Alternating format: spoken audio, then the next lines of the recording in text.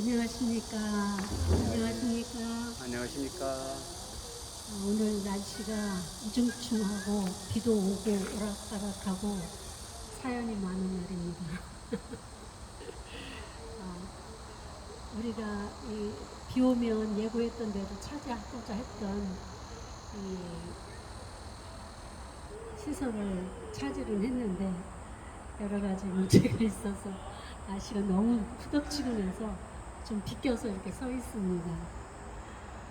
아무튼 오늘도 우리는 날씨와 상관없이 주님 앞에 예배를 드립니다. 기도하고 시작하겠습니다. 하나님 아버지 감사합니다. 오늘 저희들 주님 앞에 아버지 예배 드리기 위해서 이곳에 모였습니다. 주님이 가장 기뻐하시는 것이 주님을 높이고 주님을 찬송하고 주님을 예배하는 것 아니겠습니까? 주님 명령하셨고 우리는 순종합니다. 오늘 이곳에 오셔서 주님 저희들이 드리는 찬송과 예배를 받아 주옵소서. 그리고 아버지 하나님 한량없는 주의 은혜로 저희들에게 덧입히셔서 늘 주님과 동행하는 삶이 얼마나 기쁘고 즐거운지 아버지 하나님 저희들이 체험할 수 있도록 인도하여 주시옵소서. 오늘도 함께 하실 주님을 찬양하옵고 예수님의 이름으로 기도하였습니다. 아멘. 오늘 말씀은 창세기 6장 5절에서 8절 말씀입니다. 여호와께서 사람의 죄악이 세상에 가득함과 그의 마음으로 생각하는 모든 계획이 항상 악할 뿐임을 보시고 땅 위에 사람 지으셨음을 한탄하사 마음에 근심하시고 이르시되 내가 창조한 사람을 내가 지면에서 쓸어버리되 사람으로부터 가축과 기는 것과 공중의 새까지 그리하리니 이는 내가 그것들을 지었음을 한탄함이니라 하시니라. 그러나 노아는 여호와께 은혜를 입었더라. 아멘. 오늘 말씀을 나눌 제목은 그러나 노아는 이라는 제목을 가지고 우리가 말씀을 나누고자 합니다. 우리가 성경을 보다 보면 여러 특징을 발견할 수 있는데 그 중에 하나는 구별하다, 분리하다, 경계가 있다는 것입니다. 이러한 것들은 하나의 단어로 모아지는데 바로 하나님의 거룩성과 관련이 있음을 보게 됩니다. 그것은 철저하게 하나님의 속성에 기인하는 특성인데 이것은 또한 하나님과의 연합에 절대적인 관련이 있기 때문입니다. 이러한 특성은 창세 이후의 사람의 가계에서조차 모습을 드러내는데 가인과 셋의 가계를 구분지어서 정리하셨습니다. 이제 오늘 본문에서는 가인의 후예인 세상 사람과 셋의 후예인 에녹을 거쳐서 노아에 이르는 가계를 분리하여 기록하고 있는 것을 볼 수 있습니다. 이 분리는 세상에서 지워버릴 존재들과 구원받을 존재들로 나누어지게 되고 그들의 삶의 방식과 형태에서도 현격한 차이를 드러내고 있습니다. 6장의 내용은 이렇습니다. 사람이 땅 위에 번성하기 시작할 때에 그들에게서 딸들이 나니로 시작됩니다. 성경에서의 여자의 위치는 너무나 빈약하여서 거의 존재조차 희미한 상태이고 사람의 수로 헤아림조차 받지 못할 정도로 아주 비참한 상태입니다. 그런데 왜 6장의 시작점에 여자인 딸들의 출생에 대해서 기록하고 있을까요? 아니, 이전에는 딸들이 전혀 출생하지 않았을까요? 그렇지는 않았을 것입니다. 왜냐하면 가인이 결혼하는 것과 그들의 후손들이 출생하였다는 것은 결혼 상대인 여자들이 있었다는 것을 확인해주는 내용이기 때문입니다. 단지 신학자들이 이야기하는 고대 근동에서의 근친간의 결혼 문제를 예상해 볼 때 그런 맥락으로 이해할 수밖에 없는 이야기지만 어쨌든 이미 여자들은 존재해 있었습니다. 그런데 왜 새삼스럽게 6장에 와서야 그들에게서 딸이 낳았다고 이야기할까요? 그것은 바로 이후에 전개될 타락의 문제를 여자들, 즉 딸들과의 문제를 심각하게 제기하고 있는 것입니다.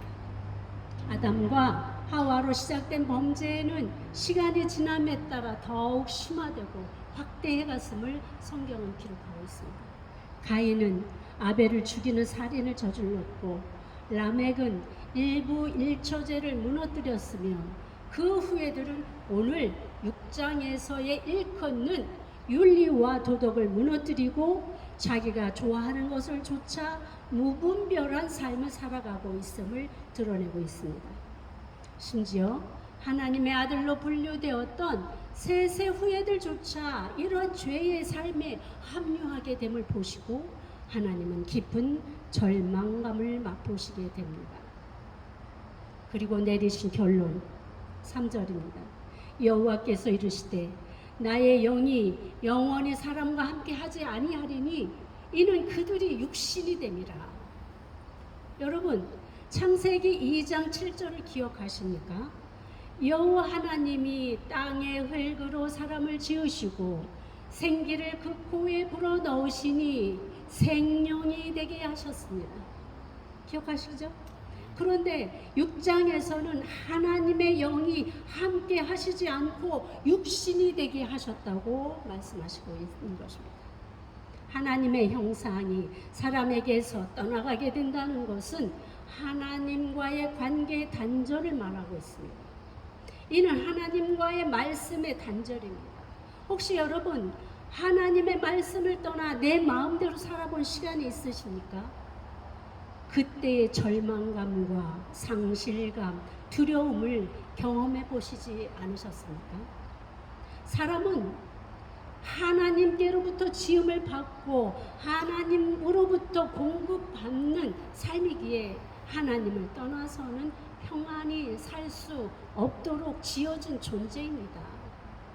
그러나 이제 하나님을 떠나 생명이 사라진 사람, 영이 떠난 단지 육신만이 남아서 죄를 죄로 여기지 않을 뿐 아니라 라멕과 같이 죄를 지으면서도 자랑으로 삼는 화인 맞은 양심으로 전락하게 된 것을 보게 된 것입니다. 하나님께서 가장 귀하게 보시는 가정이 파괴된 현장이 보여집니다.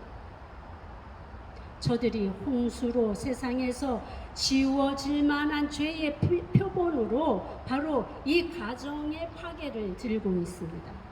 하나님의 아들들, 이미 세상에 온갖 죄에 물들은 가인의 아들들이 아닌 그래도 거룩한 혈통으로 세우시기 위해 아벨 대신 주신 셋의 아들들조차 사람의 딸들의 미모의 마음을 빼앗기고 하나님의 말씀에 불순종했다는 것입니다. 다른 것은 몰라도 딸들의 미모 앞에서는 여지없이 그 경계선을 넘어버렸다는 것입니다.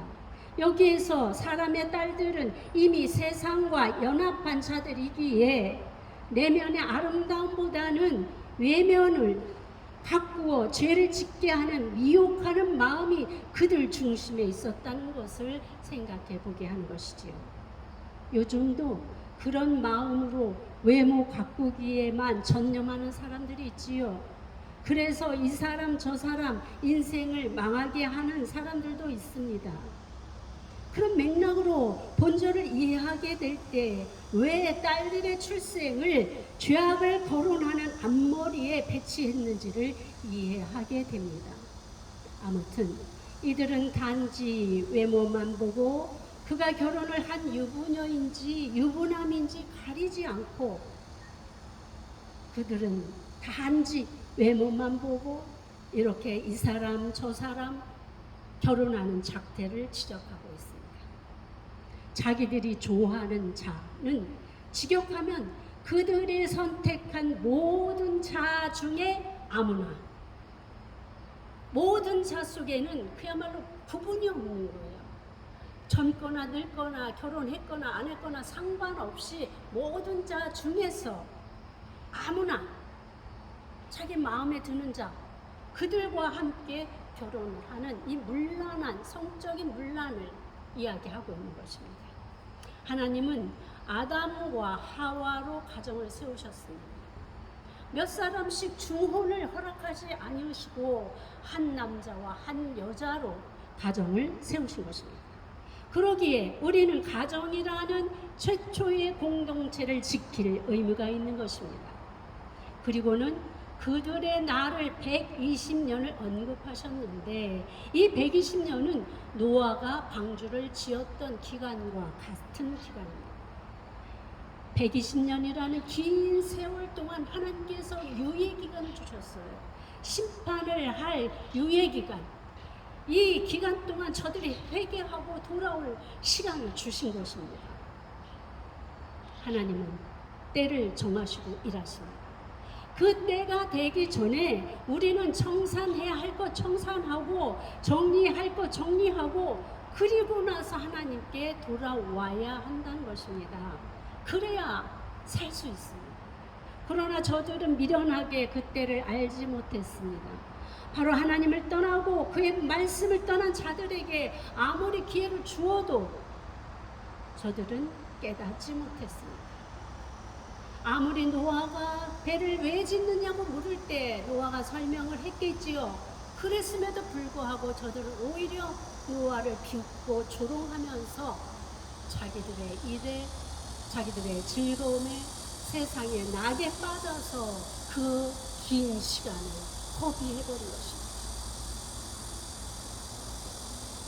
오직 그들의 머릿속에는 세상으로 가득 차 있기 때문에 하나님의 은총을 탕진해 버린 것입니다. 때를 분별하는 지혜가 있으시기 바랍니다. 두 번째로 지적하신 죄악은 사람의 죄악이 세상에 가득 찼다 이렇게 말씀하십니다. 그리고 나서는 그의 마음으로 생각하는 모든 계획이 항상 악할 뿐임을 보셨다고 했습니다. 여호와께서 보셨다고 했습니다. 여기에서 보시고는 조사하다, 주목하다, 진단하다라는 뜻입니다. 그러니까 여호와께서 깊은 관심을 가지시고 이 세상 사람들을 면밀히 살펴보셨다는 것입니다. 하나님 앞에서는 아무것도 숨길 수 없지요. 감출 수가 없습니다. 하나님은 우리 마음 깊은 곳까지 보시는 분이시고 우리의 머리카락까지도 세시는 분이십니다. 무엇을 감추고 무엇을 숨길 수 있겠습니까? 그 하나님께서 보시니 세상이 악으로 가득 찼다고 합니다. 그리고 마음으로 생각하는 모든 계획이 항상 악할 뿐임을 보신 것입니다. 마음의 생각이란 숙고하다, 계교, 책략을 뜻합니다. 그러니까 계획적으로, 책략적으로 심사숙고해서 악을 행하는 것을 말합니다. 기가 막힌 노릇 아니겠습니까? 아니 어떻게 사람이 악을 행하기 위해서 계획하고 심사숙고하고 이렇게 해서 악을 저지를 수 있단 말입니다. 하나님은 의도하지 않은 죄와 의도해서 짓는 죄는 엄격하게 구분하십니다. 물론 죄의 대가는 엄격하게 치르게 하시지만 우발적인 죄에 대해서는 상황을 살펴 대가를 조정하십니다. 또 계획이라는 말은 토기장이가 진흙을 다루어 어떤 그릇을 만들지 미리 생각하고 계산해서 만들듯이 조각가가 심혈을 기울여서 한 조각 한 조각 떼어내며 조각하는 그 모습을 묘사할 때 쓰이는 단어 야차르를 사용합니다. 그러니까 얼마나 심혈을 기울이고 심사숙고해서 세밀하게 계획을 세워서 악을 저지르는 것을 바라고 있는 것입니다. 이것은 악이 세상에 만연했음을 말하고 있는 것입니다. 만연해서 무엇이 악인지 더 큰 악을 저지르기 위해서 이들은 심사숙고하고 있는 모습을 나타내는 것입니다. 그러니 이것을 보신 하나님께서 어찌 저들을 가만히 두고 보실 수 있었겠습니까? 노아라는 이름만 들어도 우리가 떠오르는 사건이 있죠. 바로 홍수 사건이죠. 이 세상을 다 지면에서 쓸어버리겠다고 작정하신 하나님께서 왜 이 일을 결심하셨는지를 밝히고 있는 것입니다.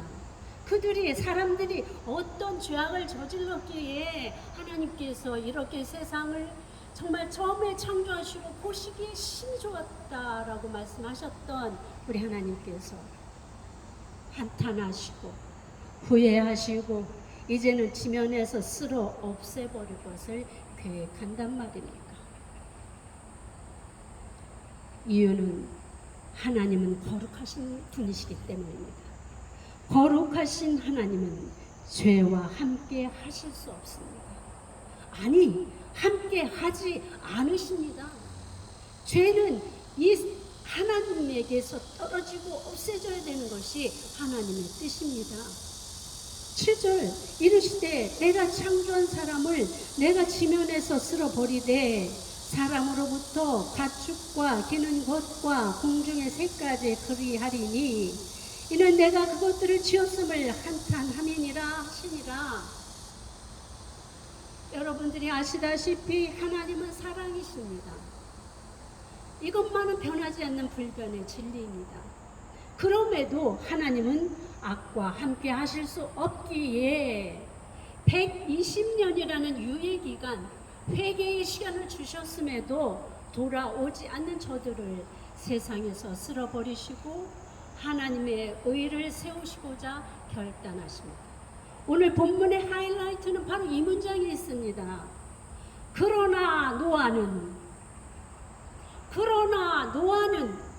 여호와께 은혜를 입었더라. 이제 세상에서 모든 것들을 쓸어버리겠다라고 선포하시면서 그러나 노아는 하나님께 은혜를 입었더라 이렇게 말씀하십니다. 그 심판에서 노아는 면제시키겠다는 놀라운 선언을 하고 계시는 것입니다. 노아는 도대체 어떤 사람이기에 세상에 모두가 멸족당하는 그 상황 속에서 구원함을 받게 될까요? 왜 이 사람과 가족은 이런 특별하신 은혜를 입게 되었을까요? 바로 9절에 답이 나와 있습니다. 노아는 의인이요 당대의 완전한 자라 그는 하나님과 동행하였으며. 답이 나오지 않습니까? 그 악이 관영한 세상 속에서도 그들과 같이 악을 행하며 사는 것이 아니라 하나님의 법도와 윤리를 따라 순종하는 삶을 살기를 힘쓴 그를 하나님께서 의롭다고 여겨주신 것입니다. 생각해보면 120년 동안 방주를 지었다는 것 하나만 보더라도 얼마나 노아가 하나님 앞에 순종적이었는지를 알 수 있습니다. 그 120년 동안 오지도 않는 비를 대비해서 바다가 아닌 산에다가 온 가족이 매달려서 방주를 만들면서 당한 조롱은 얼마였으며 비웃음은 또 얼마나 당하였겠습니까? 그들의 수고 또한 얼마나 했겠습니까? 만약 우리에게 그 일을 맡기신다면 120년 동안 아니 12년 동안이라도 그 일을 감당하고 있을 사람은 얼마나 될까요? 그의 삶은 의인된 삶이었음을 하나님께 순종하는 그가 어찌 세상과 짝하며 살 수 있겠습니까? 그는 완전한 자라고 했습니다. 이 말씀은 노아도 흠도 티도 없는 그런 완전 무결한 사람이 아니라 삶의 전체를 하나님께 드리고 순종하고자 힘썼던 그의 마음과 자세를 말하고 있는 것 아니겠습니까? 세 번째로 그는 하나님과 동행한 자였습니다. 그는 자신의 할아버지 에녹과 같이 하나님과 친밀한 교제를 나누며 함께 걸어가는 삶을 살았던 것을 알 수 있습니다. 친밀한 동행자만이 하나님의 뜻을 알 수 있습니다. 그 말씀을 들을 수 있습니다. 무엇을 원하시는지 알 수 있습니다. 그러나 멀찍이 떨어져서 걷는 자는 그 말씀을 들을 수 없습니다. 하나님께서 무슨 말씀하시는지 그 귀에 들리지 않습니다. 무엇을 원하는지 이야기해줘도 이해하지 못합니다. 왜냐하면 친밀하지 않기에 그 뜻을 다 헤아리지 못하고 듣지 못하고 보지 못하기 때문인 것입니다. 그러나 동행하는 자는 죽음을 건너뛸 수 있습니다. 에녹이 죽음을 보지 않고 하나님께로 간 사실 우리가 지난주에 함께 나누었습니다. 이 노아도 그 죽어야 마땅한 온 지면을 쓸어버리는 그 상황 속에서 건너뛰어서 하나님께서 그를 건져주신 것을 우리가 볼 수 있는 것입니다. 동행하는 자만이 누릴 수 있는 혜택이고 은혜인 것입니다. 우리도 바로 왜 우리가 동행하며 살기를 원해야 되는지 바로 이 대목을 보면서 깨닫게 되는 것 아니겠습니까? 그러면 우리는 어떤 사람입니까? 우리도 혹시 세상이 이끄는 대로 마음에 생각하고 계획하는 것마다 악한 사람들입니까?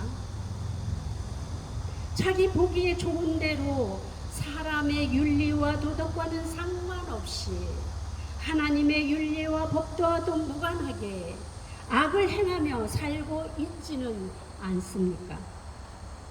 오늘 우리는 이 말씀을 통해 분명하게 분별하는 지혜가 있기를 바랍니다. 세상이 다 그러니 나도 그들과 함께 가겠다라는 것이 아니라 하나님을 믿는 하나님의 자녀들은 세상이 다 그러해도 나만은 절대 세상이 아닌 하나님을 따르는 삶을 살 것을 작정하고 결단하시길 바랍니다. 노아가 그렇게 살았습니다. 그러니까 그러나 노아는 이되어서 다 멸망당하는 그 심판에서 구원받게 된 것 아니겠습니까?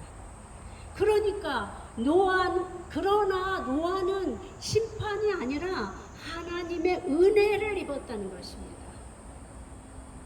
세상 풍조가 악을 향해 치더라도 그러나 여러분은 그렇게 살면 안 되는 것입니다. 우리도 하나님께로부터 당대의 의인이요 완전한 자요 하나님과 동행하는 자로 인정받기를 소망하며 살아가십시다. 우리 행위로 구원받는 것이 아니라 하나님께서 우리의 마음을, 자세를, 삶을 노아처럼 인정해 주실 수 있는 하나님의 은혜를 구하고 소망하십시다. 말세를 살아가는 우리는 하나님의 은혜로 말미암아 이 악한 세상에서 그러나 여러분은, 그러나 나는 구원받고 보호받고 지키심을 받는 인생을 건설해 나가시기를 주님의 이름으로 축원합니다. 아멘. 기도하겠습니다. 하나님 아버지, 오늘도 저희들이 주님 말씀을 통해서 우리 믿음의 선진이신 노아의 삶을 통해서 그 온 지면을 쓸어버리는 그 아버지 상황 속에서도 왜 노아가 구원을 받았는지 오늘 살펴보았습니다. 하나님, 오늘 저희가 본 것이 무엇입니까? 세상이 모두 악을 향해 달려갈지라도 그러나 노아는 주님과 함께 동행했음을 보았습니다.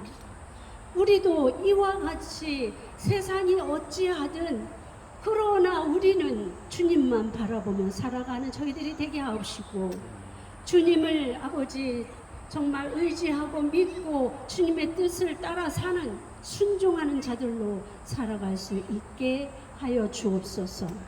예수님의 이름으로 감사하며 기도하였습니다. 아멘.